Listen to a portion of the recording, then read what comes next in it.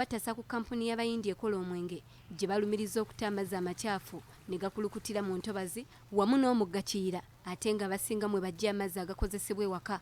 Olwaleero omulanga gw'abano guddiddwamu RDC w'Ebuyikwe Jane Francis Kagayi ng'ali wamu n'atwala ebyobulamu Philip Serunjogi n'akulira obutonde bw'ensi mu njeru John Busiku era bano bakedde kutalaaga ekitundu kino okulaba emikutu ebikyafu we biyita okuyiika mu ntobazi.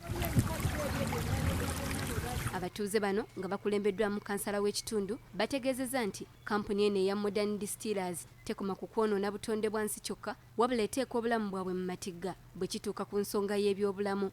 Embeera eriwo abayindi otubagambako ffe batulaga nti waggulu waliyo order from above bajje batuyambe bakakanye ebiwunya kubanga tulaba ensonga eno erabika ffe tetujja gisobola.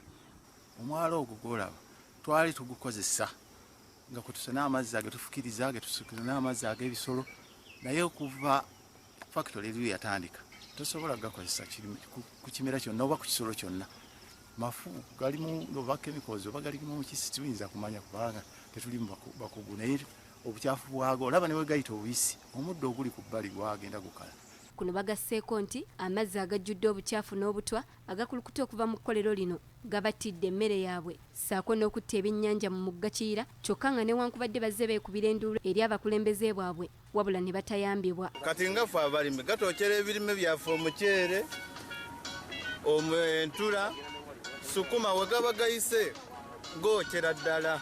Waliwo amazzi kuba bwetonya waliwo ebivu eri oba ebyennyanja nga kati bwolaba emale ensonzi ezo ne ziyingiramu naye we basimulula nga kati gamaze ennaku 3 zizo kuba bagasimuludde kati ogenda kulaba bulabi emirambo busa ekikere biki kati gyokka egibeeramu n'amazzi go n'ogeza nowetalaata ototiiko esijja kukemera amazzi amalala olimi ku mobile uli nasalibedi kangiseeko nasalibedi usanga ewedi buli agamba ati kangendeyo ng'abakulu mpuli abagenda ni babawa akasente be bavuwaayo.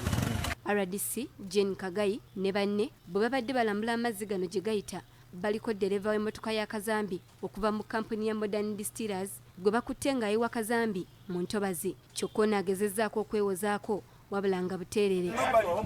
Omuviira ng'olagawa anti mbadde muviira nzire emabegaaze ngendi.